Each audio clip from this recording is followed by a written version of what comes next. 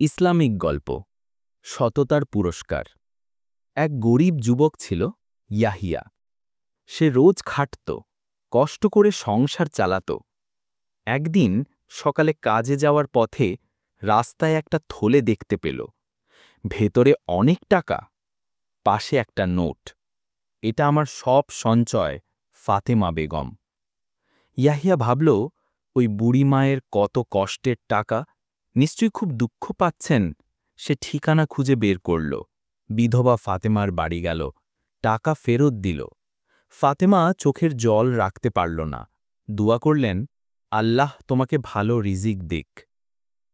পরের দিন কি হলো জানো? গ্রামের বড়লোক সালিম সাহেব ডাকলেন, বললেন, তোমার সততার কথা শুনেছি, আমার দোকানে কাজ নাও। ইয়াহিয়া খুশি মনে রাজি হল।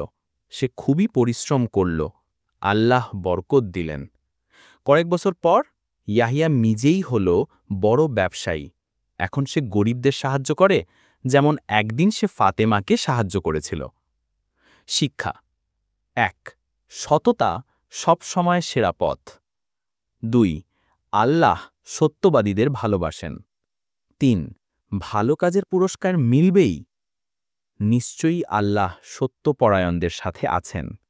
সূরা আনকাবুত ২৯-৬৯।